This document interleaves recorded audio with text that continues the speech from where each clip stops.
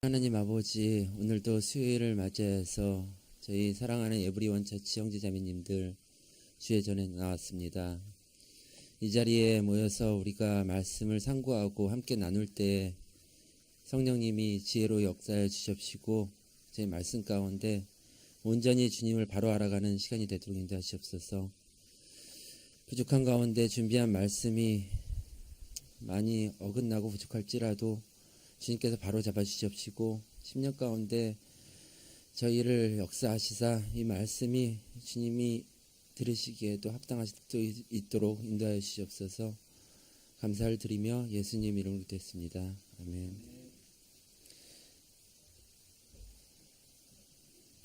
오늘 본문 말씀은요, 골로새서 2장 말씀입니다. 골로새서 2장 전장을 한번 같이 함께 읽겠습니다.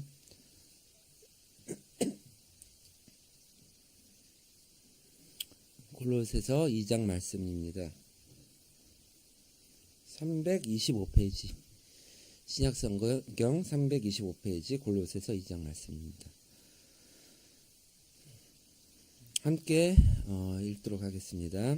내가 너희와 라오디게아에 있는 자들과 물은 내 육신의 얼굴을 보지 못한 자들을 위하여 어떻게 힘쓰는 것을 너희가 알기를 원하노니 이는 저희로 마음의 위안을 받고 사랑 안에서 연합하여 원만한 이해의 모든 부유에 이르러 하나님의 비밀인 그리스도를 깨닫게 하려 함이라. 그 안에는 지혜와 지식의 모든 보화가 감추어 있느니라. 내가 이것을 말함은 아무도 공교한 말로 너희를 속이지 못하게 하려 함이니 이는 내가 육신으로는 떠나 있으나 심령으로는 너희와 함께 있어 너희의 규모와 그리스도를 믿는 너희의 믿음에 굳은 것을 기쁘게 봄이라. 그러므로 너희가 그리스도 예수를 주로 받았으니 그 안에서 행하되 그 안에 뿌리를 박으며 세움을 입어 교훈을 받은 대로 믿음에 굳게 서서 감사함을 넘치게 하라. 누가 철학과 헛된 속임수로 너희를 노력할까 주의하라. 이것이 사람의 유전과 세상의 초등학문을 쫓음이요 그리스도를 쫓음이 아니니라. 그 안에는 신성의 모든 충만이 육체로 거하시고 너희도 그 안에서 충만하였으니 그는 모든 정사와 권세의 머리시라. 또 그 안에서 너희가 손으로 하지 아니한 할례를 받았으니 곧 육적 몸을 벗는 것이요 그리스도의 할례니라.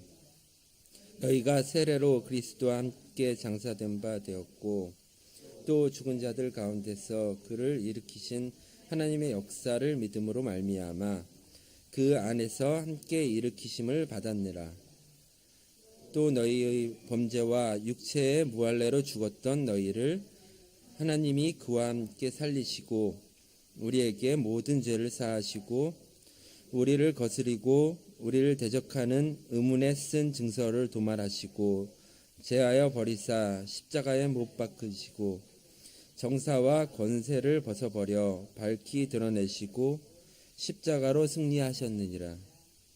그러므로 먹고 마시는 것과 절기나 월삭이나 안식일을 인하여 누구든지 너희를 편론하지 못하게 하라.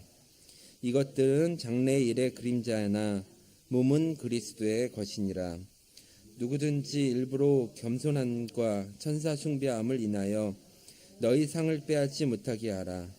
저가 그 본 것을 의지하여 그 육체의 마음을 쫓아 헛되이 과장하고 머리를 붙들지 아니하는지라. 온몸이 머리로 말미암아 마디와 힘줄로 공급함을 얻고 연합하여 하나님이 자라게 하심으로 자라느니라. 너희가 세상의 초등학문에서 그리스도와 함께 죽었거든 어찌하여 세상에 사는 것과 같이 의문에 순종하느냐. 곧 붙잡지도 말고 맛보지도 말고 만지지도 말라 하는 것이니 이 모든 것은 쓰는 대로 부패에 돌아가리라. 사람의 명과 가르침을 쫓느냐. 이런 것들은 자의적 숭배와 겸손과 몸을 괴롭게 하는데 지혜 있는 모양이나 오직 육체 쫓는 것을 금하는데 유익이 조금도 없느니라. 아멘. 오늘 본문 말씀은 골로새서 2장 말씀입니다. 먼저 말씀을 시작하기 전에 잠깐 제 고백을 한다면요. 이렇게 말씀을 준비하는 과정에서 제일 큰 수혜자는 저 자신이 아닌가 그런 생각을 해봤습니다. 우리 목사님이 저한테 말씀을 좀 준비해달라고 하셨을 때 한편으로는 이렇게 거절하고 싶은 마음도 있었지만, 물론 인간적으로 하기가 힘들죠. 거절하기가, 목사님이 말씀하시는데. 근데 한편으로는 이 말씀을 준비하면서 사실 준비하는 사람보다 더 말씀을 많이 깨닫고 많이 마음에 새길 수 있는 경우가 없을 것 같아요. 제가 대학교 때 처음 한 아르바이트가 과외였어요. 당시에 일주일에 한 번 한두 시간 가르치고 한 달에 30만 원이란 그 당시에 거금을 받을 수 있었던 그런 짭짤한 아르바이트였는데, 그때 제가 과외 준비를 하면서 사실 수험생 대입 공부할 때보다 더 열심히 제가 더 준비를 한 것 같아요. 왜냐하면 돈이 생기니까. 그래갖고 그때 생각한 마음에 내가 이렇게 공부를 했으면은, 준비를 했으면 더 좋은 성적으로 더 좋은 대학교에 갔을 수도 있겠다, 그런 생각을 한 적이 있었는데, 오늘도 이렇게 제가 부족하지만 이렇게 말씀을 전하면서 저 자신도 많이 배우게 되고요. 특히 오늘 말씀은 골로새 교회에 당시 퍼진 이단 사상과 오늘날 교회에 만연하고 있는 이단 사상을 비교해서 나름대로 제가 보면서 느낀 것과 또 이제 말씀을 찾으면서 얻은 것들을 준비해 봤는데요. 좀 민감한 부분일 수도 있고 잘못된 부분이나 부족한 부분이 있더라도 함께 배워가는 마음으로 좀 지적할 건 지적해 주시고 함께 해주셨으면 감사하겠습니다. 오늘 먼저 본문의 배경이 된 골로새 교회는요, 사도 바울이 직접 세운 교회가 아니고 그가 에베소에서 말씀을 전할 때 복음을 듣고 함께 동역자가 된 에바브라에 의해서 세워진 교회입니다. 이 같은 사실은요, 골로새서 1장 7절에 잘 나와 있는데요. 이와 같이 우리와 함께 종된 사랑하는 에바브라에게 너희가 배웠나니, 이런 말씀을 통해서 이 교회가 에바브라에 의해서 세워진 교회라는 걸 알 수 있고요. 또 오늘 본문 1절에서도 내 육신의 얼굴을 보지 못한 자들을 위하여, 이런 말씀을 통해서 직접 사도 바울이 골로새 교회에서 이 성도들을 만나지 못했다는 것을 암시해주고 있습니다. 그럼에도 불구하고 사도 바울이 이 골로새서를 집필하게 된 주요 목적은 당시에 골로새 교회에 만연하고 있는 이단 사상과 많은 철학, 그리고 거짓 교사들의 가르침, 그런 거에 대한 경고를 주기 위해서 이 말씀을 썼다고 볼 수가 있습니다. 우리는 모든 교회가 예수 그리스도의 피값으로 세워졌다고 말을 합니다. 그런데 또 불구하고 우리가 주목해야 할 것은, 당시 사도 바울 시대에도 그런 교회 가운데 거짓 교사가 있었고요. 말씀을 가지고 성도들을 미혹시키는 영, 곧 사탄의 영, 미혹시키는 영, 그리고 세상의 철학과 사상으로 규모하게 말씀을 왜곡시키는 이단들이 있었다는 사실입니다. 오늘 본문 말씀은 사도 바울이 이러한 거짓 철학의 성격과 정체성을 폭로하고 구원에 이르는 믿음은 오직 그리스도를 통해서만 이루어졌다고 선포하는 내용입니다. 그럼 당시에 사도 바울과 에바브라의 골머리를 아프게 하고 오늘날에도 우리 교회들을 많이 넘어뜨리는 이단이란 과연 무엇일까요? 먼저 우리 이단의 정의에 대해서 일반 교회들이 말하는 정의를 보면요, 이단이란 본질적으로 교리적인 문제로서 성경과 역사적 정통교회가 믿는 교리를 변질시키고 바꾼 다른 복음을 말합니다. 사입이란 이단적 사상의 뿌리를 두고 반사회적, 반윤리적 행위를 하는 유사 기독교를 말합니다. 이게 이제 한국 기독교에서 내린 정의인데요. 자세하게 한번 살펴보면요, 이단이란 것은 하이레시스라는 단어에서 기원을 합니다. 이 단어는 원래 가치 뭐 좋다 나쁘다 이런 게 아니라 가치 중립적인 의미에서 종파나 무리를 가리키는 거였지만 나중에는 이제 분파주의를 비판하면서 이 단어가 사용되는데요. 사도 시대 이후에 처음으로 이제 우리가 현대 말하는 이단이라는 단어가 나타났고요. 대표적으로 초대교회 때는 마르시온주의 그리고 영지주의자들이 많이 당시 이단이라고 불려졌습니다. 영지주의자에 대해서는 제가 뒤에서 영지주의에 대해서는 다시 한번 살펴볼 거고요. 우리가 이제 좀 생소한 단어가 마르시온주의라는 건데 영지주의의 한 분파인데요. 마르시온이라는 사람은 초대교회를 한동안 굉장히 혼란에 빠뜨렸던 그런 사람입니다. 유대교랑 물질주의를 반대하면서 금욕주의를 지향했던 사람인데요. 이는 영지주의자의 영향을 받아서 자기만의 독특한 신앙세계를 발전시킵니다. 구약의 하나님은 악한 영이라고 표현을 하고요. 신약의 하나님은 선한 영 이렇게 이분법적으로 나누는데요. 그렇기 때문에 예수 그리스도의 성육신 자체를 부인합니다. 그리고 고난의 죽음, 부활, 재림 이런 걸 모두 다 부인합니다. 당시에 마르시온주의는 엄격한 도덕주의와 금욕주의의 삶을 주창하여서 나중에 금욕주의 운동, 수도원 운동 이런 거에 많은 영향을 주고 오늘날까지 이단에 많은 영향을 주는 그런 주의입니다. 어쨌든 간 이단은 앞에서 말씀드린 정의와 같이 성경과 역사적 정통교회가 믿는 교리를 변질시키고 바꾼 다른 복음을 말합니다. 그 다음에 사이비는 조금 다른 의미인데요. 일단은 사이비는 문자적인 의미에서 볼 때는 외면적으로 종교처럼 보이지만 실제로는 종교의 본질을 가지고 있지 않은 집단을 말을 합니다. 사이비는 이단적 사상의 뿌리를 두고 반사회적 그리고 반윤리적 행위를 하는 유사 기독교를 말을 합니다. 이 정의에 의하면 사이비는 신학적으로는 이단적 사상의 토대를 갖고 있고요. 생활 영역에서 반사회적이며 반윤리적인 행동을 하는 집단들을 지칭한다고 볼 수 있습니다. 그 다음에 세 번째로 이단이라고 말하기에는 조금 애매하지만 그리고 오히려 굉장히 부흥된 교회의 형태로 나타나지만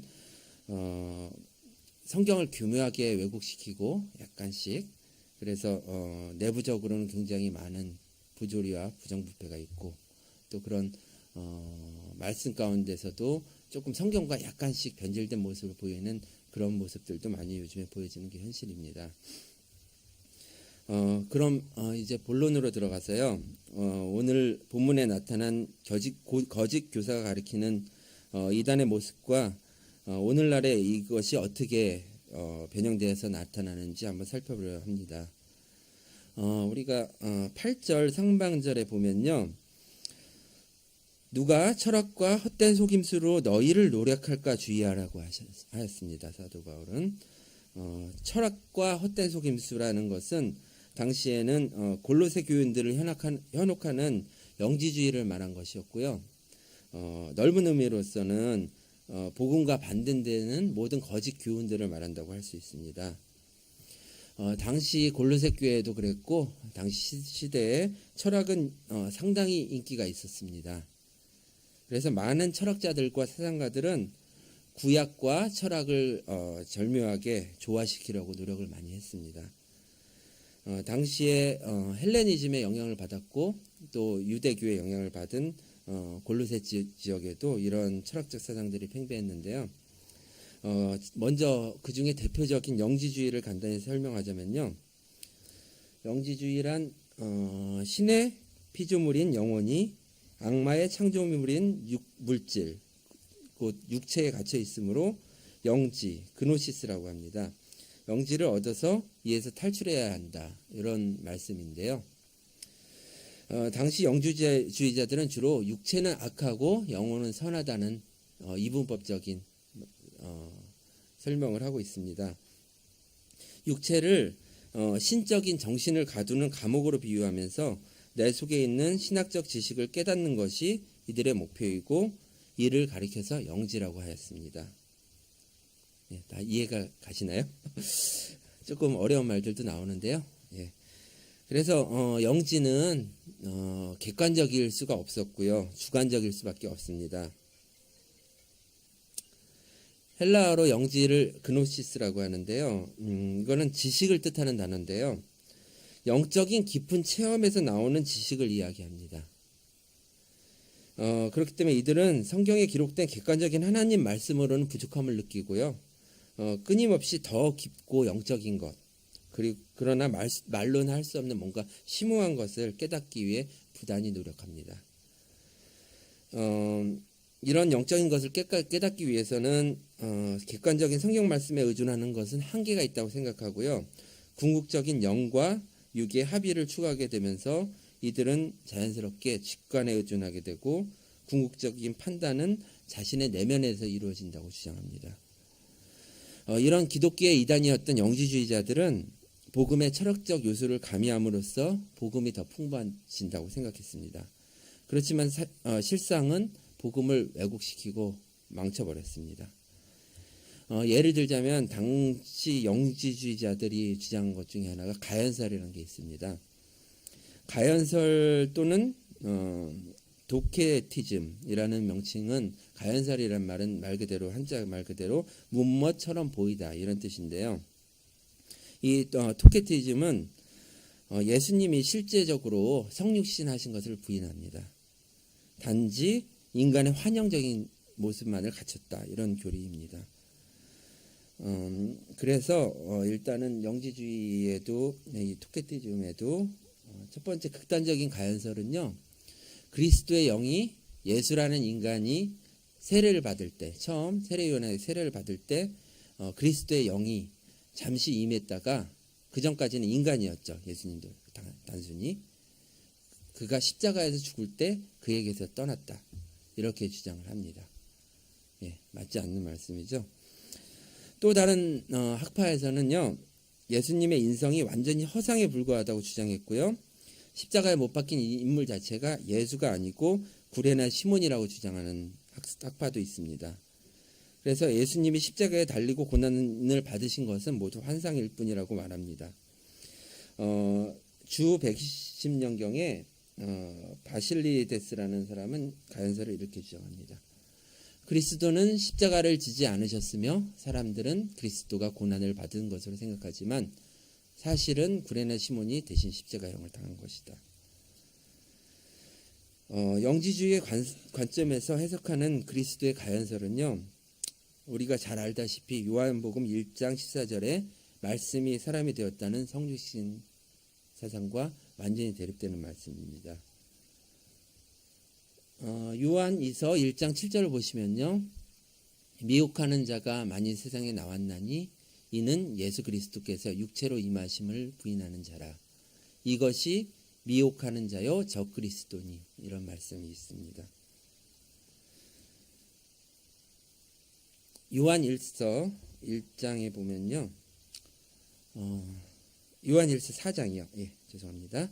1절에 보면 사랑하는 자들아 영을 다 믿지 말고 오직 영들이 하나님께 속하였나 시험하라.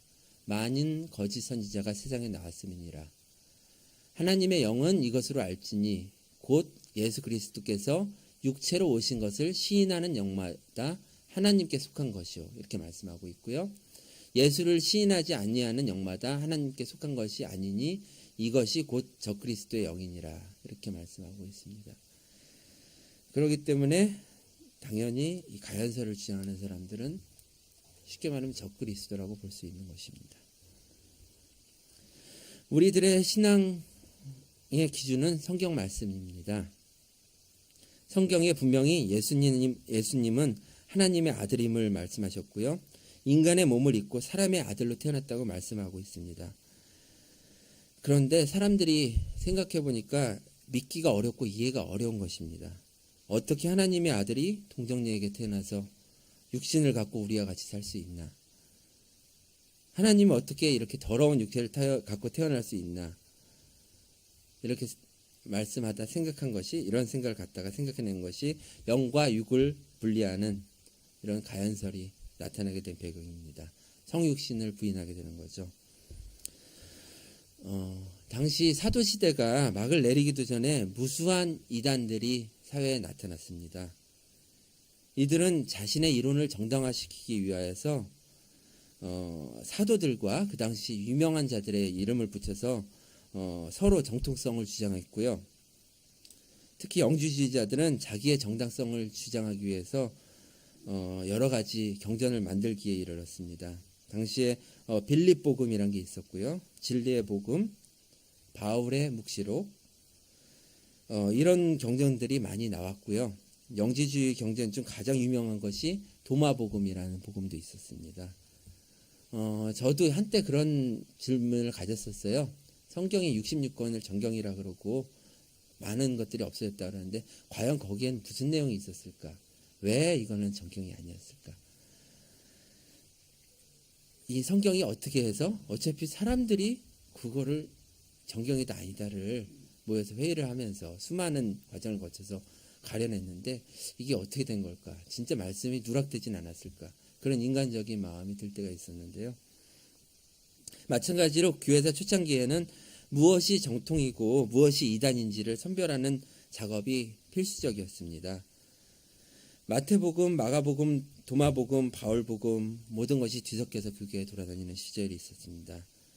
성경의 정경과 외경 그리고 위경을 선별하는 작업은 오랫도록 지속되었습니다. 선별 과정 중에 근데 가장 핵심적인 것은 무엇이었냐면 그리스도와 사도들이 가르친 것과 일치하느냐 하지 않느냐 였습니다. 이를 근거로 마태복음은 정경으로 도마복음은 이단으로 판정받게 된 것입니다. 영지주의자들은 이 당시 주장했던 경전들은 이로써 많은 것들이 불태워져 없어졌고요. 역사의 뒤엉결로 사라져버리고 만 것입니다. 영지주의는 당시나 지금이나 마찬가지로 핵심적인 공통점을 가지고 있습니다. 성경을 일부 왜곡하거나 실수로 누락하였거나 깊은 고민 없이 성경을 봄으로 그 가운데서 우리가 변형을 꾀하는 거죠. 이들은 성경 자체의 출발이 다르기 때문에 왜곡할 수밖에 없는 것입니다. 영지주의는 그렇기 때문에 결코 객관적으로는 접근할 수 없습니다. 성경을 보지만 성경이 무엇을 말하려고 하는지 관심 있는 것이 아니라 내 관점에서 내가 성경을 보고 무엇을 느끼냐가 그들의 관심사입니다. 그렇기 때문에 성경 해석 자체가 절대적 권위가 있기보다는 내 생각의 흐름을 지원해주는 내 개인에 맞춰가는 그런 성경 해석이 되는 것입니다. 영지주의자들 역시 누구나 성경을 제일 권위로 둔다고 말은 합니다. 하지만 그들은 자신의 직감과 자신의 마음의 흐름을 따라가는 경우가 많습니다. 그렇기 때문에 현대 영지주의자들은요, 성경이 가장 권위가 있고 성경의 권위 아래 자기의 영감을 둔다고 말로는 하지만 심지어 몇몇 영지주의자 목사들은 지금도 계시를 받고 직접 책을 집필한다고 합니다.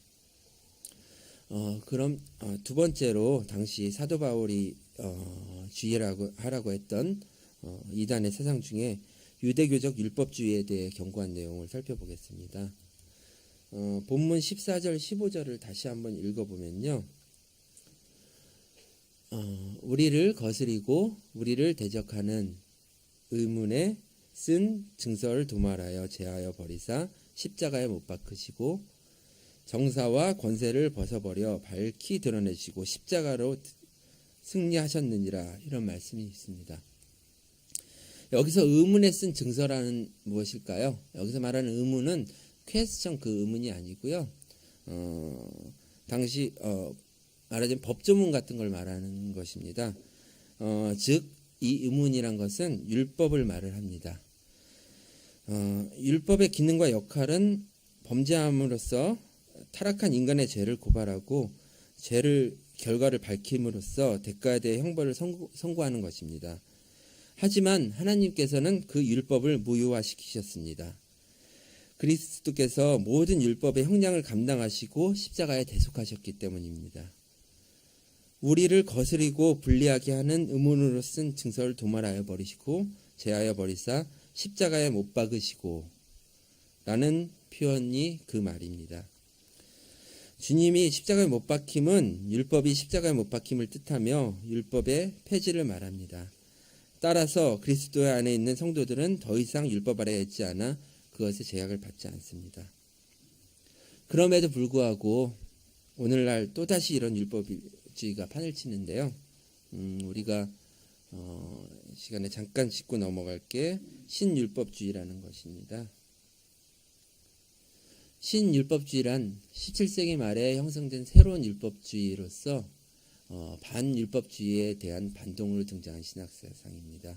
반율법주의란 것은 아예 율법 자체는 필요 없다 이런 거였고요. 간단히 말하면 신율법주의는 거기에 대한 반동으로서 등장한 사상인데요. 핵심적 내용은 구원은 하나님의 영원한 작정에 기초를 두고 있으며 여기에 행위 언약이 지어졌는데 아담이 철저한 순종을 요구하는 하나님의 명령을 어겨서 행위 언약에 실패함으로써 그 후손으로 오는 모든 인류도 함께 행위 언약에 실패했기 때문에 하나님의 은혜 시대에 새로운 언약으로서의 율법을 제정하여 주셨는데 그것이 예수 그리스도의 복음이라는 것입니다. 잘 들으면 맞는 것 같지만 한번 보십시오. 그래서 언뜻 들으면 맞는 것 같지만 그래서 신율법주의자들은 이 새로운 언약에서 그리스도께서 우리를 위하여 죽음으로써 보여주신 모범을 쫓아 우리에게 순종을 요구하시고 이를 믿음으로 용납하신다고 말합니다. 특징은요. 믿음은 회개와 선행을 반드시 동반해야 하며 이로써 의롭다함을 받는 칭의에 이른다는 사상을 가졌습니다. 이러한 신학사상은 믿음, 회개, 선행 이 세 가지가 의롭다함을 얻는 본질적인 부분이 된다는 교리로서요. 교리를 새롭게 세운 것으로서 하나님의 은혜로 말미암은 믿음으로 단번에 즉각적으로 그리고 영원히 의롭다함을 얻는다는 우리가 말하는 칭의론과는 다른 것입니다.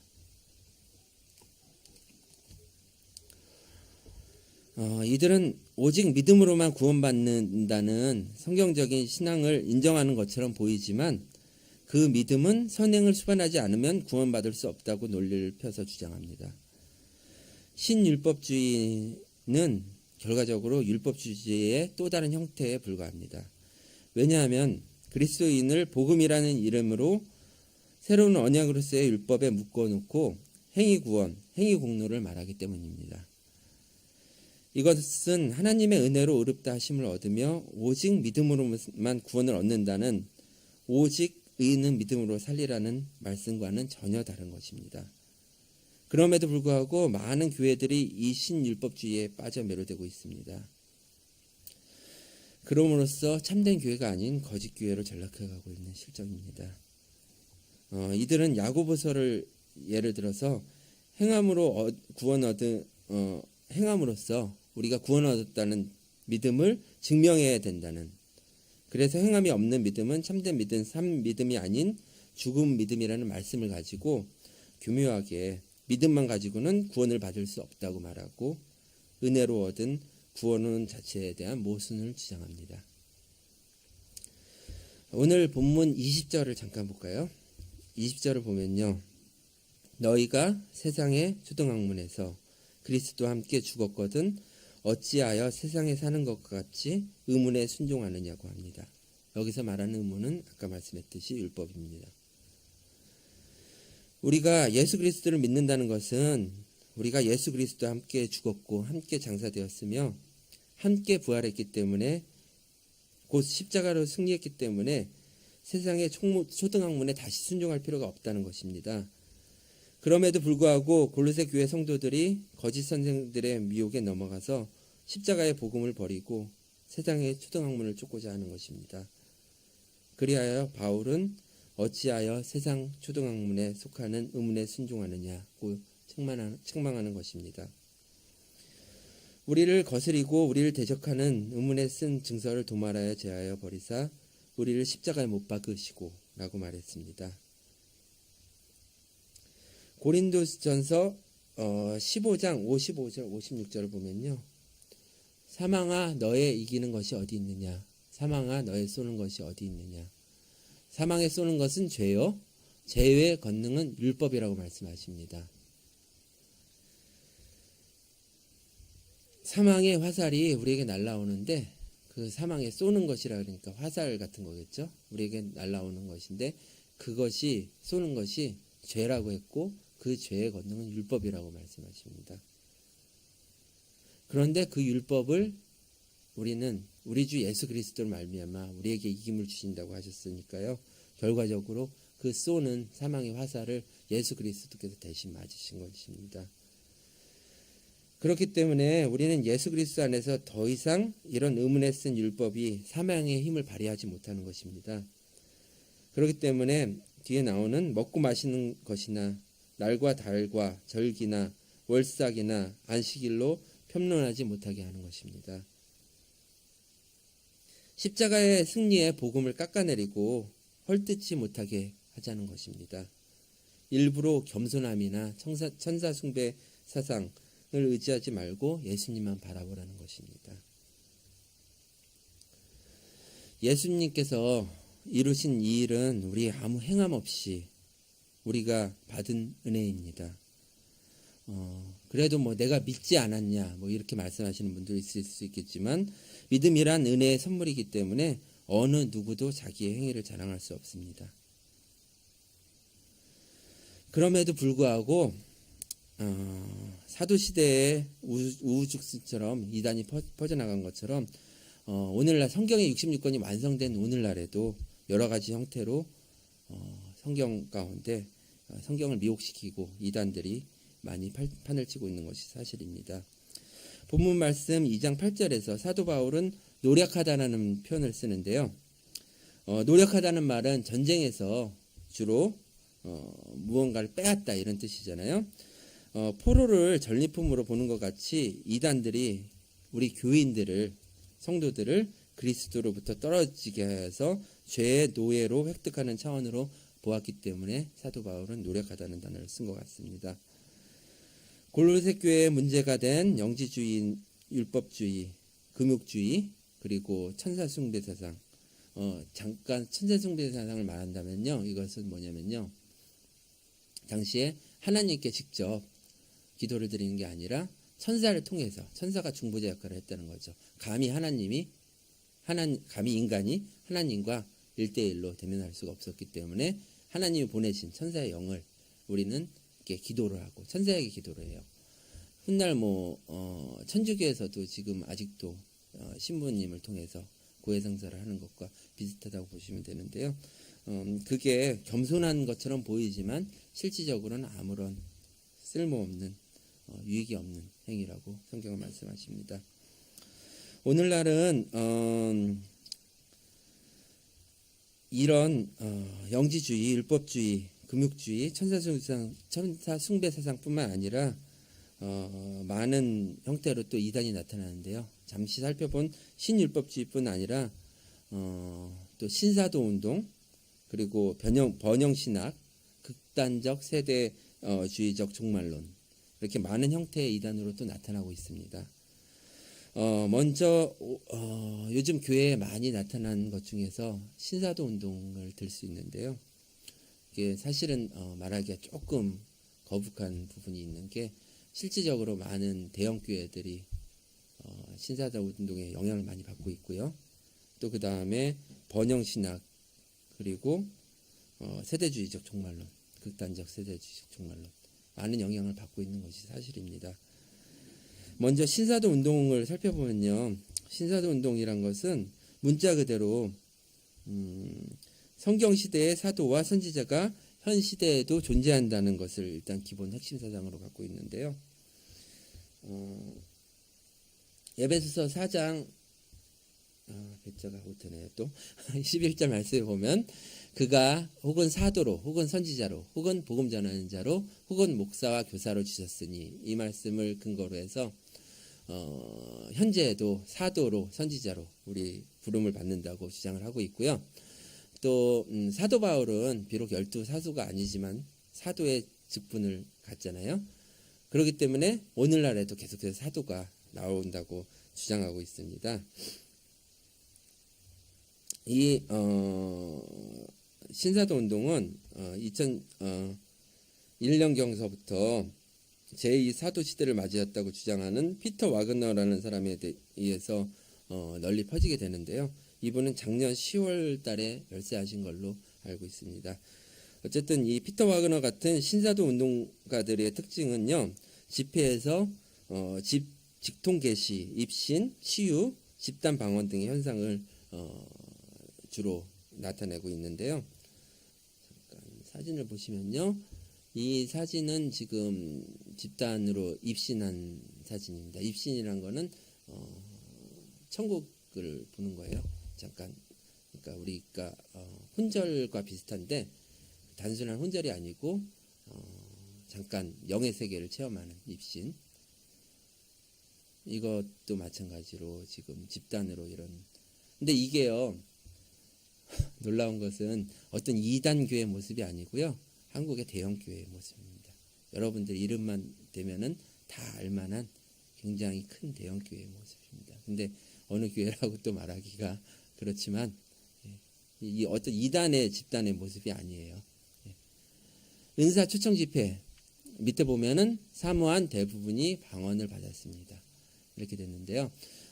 이 집회 자체는 방언, 물론 뭐 방언이 바른 것이냐 아닌 것이냐 거기에 대해서 제가 얘기하자는 건 아니고요.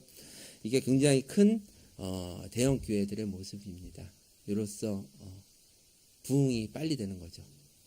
왜냐하면은 뭔가를 겪은 것처럼 느끼기 때문입니다.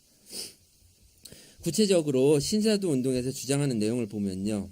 먼저 사도와 선지자가 아직 존재한다. 아까 잠깐 말씀드렸고요.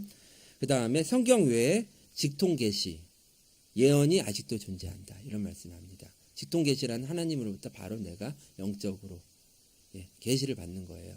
성경보다 때로는 더 높은 권위를 두기도 합니다. 이들은.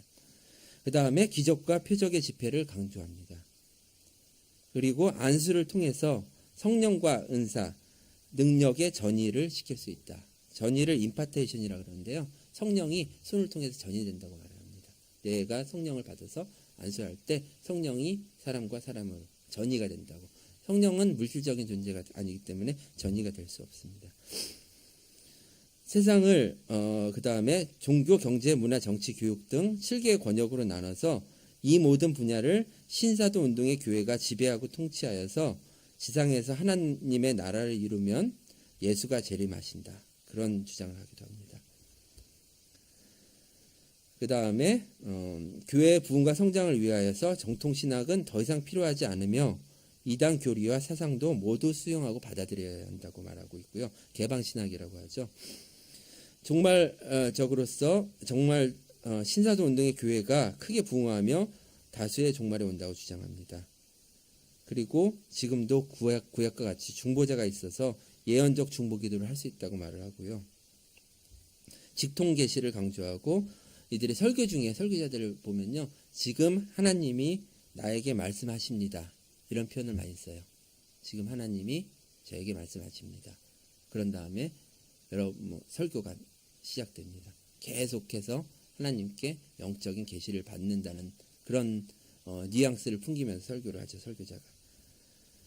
그리고 마지막으로 예루살렘의 성전을 건설하면 조만간 종말이 올 것이다. 이런 주장을 하면서 예루살렘의 움직임에 굉장히 민감하게 반응합니다. 이는 극단적 세대주의적 종말론과도 연관되기 때문에 뒤에 다시 한번 말씀드리겠습니다. 두 번째로 많은 큰 교회에서 대형 교회에서 나타나는 것이 번영신앙입니다. 하나님은 당신이 건강하기를 원하신다. 가난은 하나님의 뜻이 아니다. 하나님은 모두 부자가 되길 원한다. 이런 메시지를 전합니다. 여기에는 우리가 잘 아는 긍정의 힘이라는 책을 쓴 조엘 오스틴 목사님도 한몫한 걸로 얘기를 하고 있고요. 한국의 많은 대형 교회에서 이런 주장들을 하는데요. 일단 번역 신앙의 뿌리 자체는 믿음의 말씀입니다. 쉽게 말하자면요. 믿는 자에게는 권세가 있어서 늘 승리하고 이기는 삶을 살 수 있다. 믿는 자는 믿음으로 고백하고 선포하면 그대로 이루어진다. 이런 사상이 그 신학의 핵심인데요. 이것은 예수 그리스도를 우리 욕망을 이루기 위한 존재로 변질시키고 결과적으로 인간과 하나님의 주종 관계를 뒤바꾸게 된다는 그런 비판이 많이 있습니다. 우리가 많은 교회들이 신년 새벽기도, 특별 새벽기도를 하는데요. 물론 새벽기도 굉장히 저는 개인적으로 저희 부모님도 제가 어렸을 때 늘 새벽기도를 나가셨고, 제가 어렸을 때 항상 본 모습이 아버지 어머니 새벽기도 나가서 기도하시고 함께 모여서 새벽에 기도하는 모습 너무나도 좋은 모습이죠. 그런데 이제 문제는 그게 아니라 신년 새벽기도에는 거의 1년치 기도를 다 모아서 하는데 주로 이제 축복에 관한 것들이죠. 무엇이냐면은 그때 이제 단골 메뉴로 나오는 게요. 신명기 28장 말씀입니다. 뭐냐면요. 광주글이 내가 들어가도 복을 받고 나가도 복을 받고 아시죠 다. 그리고 광주리와 떡반죽 그릇이 복을 받으며 우양의 새끼가 복을 받으며 굉장히 축복에 관한 말씀인데요. 그 다음에 또 이제 말라기서 3장에 11조에 관한 말씀을 심지어는 많이 또 인용하는데요. 나를 시험하여 내가 하늘문을 열고 너에게 쌓을 곳이 없도록 붙지 않나 보라. 이게 11조에 관한 말씀이긴 한데 나를 시험하여 보라는 말을 갖다 굉장히 당연하게 이제 11조하고 헌금 잘하고 교회에서 많이 열심히 하고 새벽기도 열심히 나오면 축복을 받는다. 그 축복은 천국에 쌓는 것도 물론 얘기를 하죠. 그렇지만 이 땅에서 번영하고 너희 자손이 잘 되고 그런 말씀으로 나가는데요. 이런 성경과 번영신학이 결합하여서 결국에는 물질과 돈을 숭배하는 만모니즘으로까지 타락하게 되고요. 대형교회들이 결국에 무너지는 주요 이유가 결국에는 돈, 재산입니다. 그 다음에 마지막으로 극단적 세대주의적 종말론에 대해서 잠깐 얘기하겠는데요. 원래 세대주의라는 말은 문자 그대로 성경을 해석하자 이런 주의였는데요. 극단적 세대주의 종말론자들은 주로 종말에만 치중을 하게 됩니다. 세대주의가 문자적으로 성경을 표방하는 것과 달리 이들은 의미적이고 자의적인 성경 해석을 근거로 하고 있고요.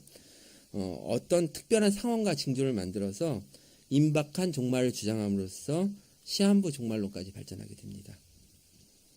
예를 들면은 요한계시록에 나타나는 짐승의 수 666을 갖다가 들은 초창기에는 이제 바코드로 많이 얘기를 했어요. 그래갖고 처음에 제가 어렸을 때 그런 말 많이 들었는데 처음에 마켓에 바코드 찍고 그럴 때 그 바코드가 666이라고 했었어요. 그래서 그걸 물건 살 때 이게 찍는 게 사탄의 시대가 왔다. 그런 얘기가 있었고 지금은 또 베리칩이 대표적으로 지금 얘기가 되는데요. 글쎄 베리칩이 666인지 아닌지 저는 잘 모르겠습니다. 그렇지만 일단은 그것을 666으로 규정을 하고 굉장히 불안한 사상을 조장하면서 성도들을 미혹하는 영이 분명히 있습니다. 그 다음에 또 프리메이슨, 일루미나티 같은 단체들, 존재들의 존재 물론 실제 있고 문제가 되는 건 맞지만 음모론과 결탁하면서 예루살렘이 사탄의 본거지로서 가증한 것이 거룩한 곳에 서게 되리라 이런 주장을 이들이 이 성경 구절을 이용해서 주장을 하게 되는데요. 그렇기 때문에 세계 단일 정부, 세계 단일 종교가 그들의 단골 메뉴로 주장하였고 열불이 유럽연합이라고 한때는 주장했었습니다. 이런 극단적 세대주의 그리고 신사도 운동이 또 함께 연합하여서 어떤 교회에서는 특정한 교리나 사상을 따르는 자만이 구원을 받는다고 주장을 하기도 합니다. 과거에는 그랬다 치고 성경이 완성된 오늘날에도 왜 사람들이 이런 이단에 빠질까요? 첫째로 내 생각과 하나님의 말씀이 충돌될 때 내 생각을 따라가기 때문입니다. 오늘날 교회에서 진짜가 가짜 취급을 받고 가짜가 진짜인 양 판을 치는 이유 역시 많은 사람들이 가짜를 좋아하기 때문입니다. 성경이 분명히 말을 하고 있는데도 많은 사람들이 좋아한다는 이유로 성경을 왜곡합니다. 둘째는 적그리스도의 영, 미혹하는 영이 우리를 이단으로 빠지기도 합니다. 요한 1서에 보면요. 4절에 자녀들아 너희는 하나님께 속하였고 또 저희를 이기었나니 이는 너희 안에 계신 이가 세상에 있는 이보다 크심이라. 저희는 세상에 속한 고로 세상에 속한 말을 하며 세상이 저희 말을 듣느니라. 우리는 하나님께 속하였으니 하나님을 아는 자는 우리의 말을 듣고 하나님께 속하지 아니한 자는 우리의 말을 듣지 아니하나니 진리의 영과 미혹의 영을 이로써 아느니라라고 말씀하셨습니다. 미국에서 1년 동안 적발되는 위조 지폐가 평균 15만 달러라고 합니다. 이 돈은 가짜죠. 한눈에 보기에도 가짜입니다. 예, 위조 지폐입니다. 자, 그러면 이 두 개 돈 중에서는 어느 게 가짜일까요? 아시겠어요? 앞에 거는 한눈에도 다 가짜예요. 근데 이거는 둘 중에 둘 다 가짜입니다. 이렇게 가짜 지폐들이 많이 있고요. 자, 10,000원짜리 2장이 있습니다. 어느 게 가짜죠? 위에 게 가짜입니다. 진짜 50,000원권을 찾아라. 어느 쪽일까요? 오른쪽이 가짜입니다. 네. 심지어는 50,000원짜리 위패 진패를 이렇게 같이 넣고 봐도 저는 모르겠어요. 뭐가 위패고 뭐가 진패인지. 성경을 많이 아는 것은 무척 중요합니다. 많이 아는 거 중요하죠. 우리 신앙생활에 크게 도움이 됩니다. 하지만 성경을 많이 아는 것보다 잘 아는 게 더 중요하다고 생각합니다. 오늘날은 지식이 넘쳐나는 시대입니다. 유튜브를 통해서 또 각종 SNS나 미디어를 통해서 너무나도 쉽게 성경 지식을 획득할 수 있고 말씀들을 획득할 수 있습니다. 그렇게 한두 시간만 파고들다 보면 뭔가 새로운 성경 지식을 내가 깨달은 것 같고 또 새로운 말씀을 깨달았다는 착각에 빠지기 쉽습니다. 또 그런 지식들로 인해서 내가 남들보다 한 발짝 앞서 나간다.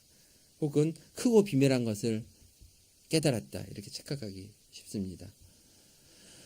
누구누구는 참 성경을 많이 알아. 어떤 형제는 참 성경을 많이 알아. 어떤 자매는 참 성경 지식이 많은 것 같아. 이런 말을 우리는 쉽게 하지만 그 지식들이 조금만 빗나가도 결국 그 지식으로 인해서 우리가 멸망의 길로 갈 수도 있습니다. 왜냐하면 이단이란 거는 처음부터 그 가는 길이 다르기 때문에 중간에 껴맞추려고 해도 껴맞출 수가 없어요. 그래서 자꾸 성경을 왜곡하고 갖다 붙이게 되는 겁니다. 사무엘상 15장 23절에는 22절 23절에 보면요.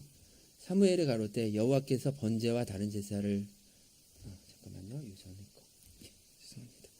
그 전에 그러므로 너희가 그리스도 예수를 주로 받았으니 그 안에서 행하되 그 안에 뿌리를 박으며 세움을 입어 교훈을 받은 대로 믿음에 굳게 서서 감사함을 넘치게 하라.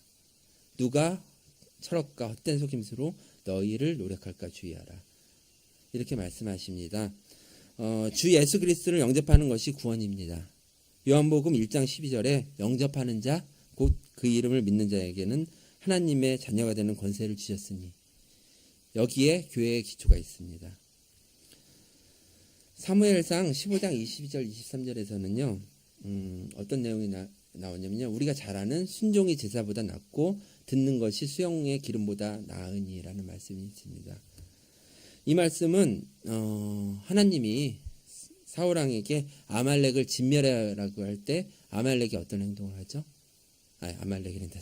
사울왕이 어떤 행동을 하죠? 진멸하지 않고 거기서 가장 좋은 제사 드릴 것을 양과 소를 남겨요. 그 의도는 참 가릭하죠. 하나님께 드리려고 남긴 겁니다. 자기가 가지려고 그런 게 아니라. 그렇지만 딴에는 하나님께 드린다고 했지만 하나님은 순종보다 제사를 원하시고 그로 인해서 어떤 현상이 나타나죠? 여호와의 말씀을 버렸으므로 여호와께서도 왕을 버려 왕이 되지 못하게 하십니다. 우리가 딴에는 하나님께 드린다고 하지만 그것이 하나님의 말씀에 조금이라도 틀어질 때 그것은 결국 우상에게 드리는 제사와 다를 바가 없어지는 것입니다. 너희가 세상 초등학문에서 그리스도와 함께 죽었거든 어찌하여 세상에 사는 것 같이 의문에 순종하느냐. 복음은 은혜와 믿음으로 출발하는데요. 반해서 종교는 신념과 자기 열심과 노력으로 시작됩니다. 복음은 하나님이 우리에게 오신 것인 반면에 종교는 사람이 하나님을 찾아가는 것입니다. 복음이란 생명이 달려있는 문제입니다. 영원한 생명을 가짜에 맡겨서는 안 될 것입니다. 아까 보신 지폐처럼 99%가 진짜랑 똑같다고 하더라도 그것은 99% 100불짜리가 50불을 인정받는 것도 아니고 10불을 인정받는 것도 아니고 그건 그냥 위조 지폐일 뿐입니다. 암만 99% 똑같다 그러더라도 1%가 다르면 위조 지폐입니다. 오히려 처음 보여드린 것처럼 대놓고 다른 지폐가 차라리 낫죠. 우리가 속지는 않으니까. 이처럼 세상에 많은 거짓된 것들은 이미 우리가 잘 구별해야 될 것이고 성경의 일관된 가르침은 복음은 오직 하나라는 것입니다. 성육신하신 하나님의 아들 예수 그리스도께서 우리 죄를 대속하기 위해 자기 몸을 주셨습니다. 그리고 누구든지 예수 그리스도를 나의 구주로 영접하는 자는 하나님의 자녀가 되는 권세를 주셨습니다. 이것이 복음의 전부입니다. 함께 기도하시겠습니다. 하나님 아버지, 이 시간 저희가 말씀을 통해서 주님의 말씀을 바로 깨닫기 원합니다. 준비를 하면서 많은 부분을 부족함을 느끼고 또 이 시간에 쫓겨서 부족하게 말씀을 전해서 말씀이 전달됐는지 안 됐는지 잘 모르겠지만 저희가 이 말씀을 듣고 주 안에서 바른 성경을 바른 말씀을 갖기 위해 노력하는 마음으로 우리 함께 신앙생활하기 원합니다. 우리 에브리원 교회 모든 사랑하는 형제 자매들 우리 함께 주님의 말씀을 서로 묵상하고 서로 나눌 때에 주님 늘 역사해 주십시고 우리가 말씀 가운데 진리의 영을 바로 깨달을 수 있는 저희 사랑하는 형제 자매들 되도록 인도해 주시옵소서. 오늘 늦은 밤 돌아가는 발걸음도 주님께서 인도해 주심을 믿사오며 나를 구원하신 예수님 이름으로 됐습니다. 아멘.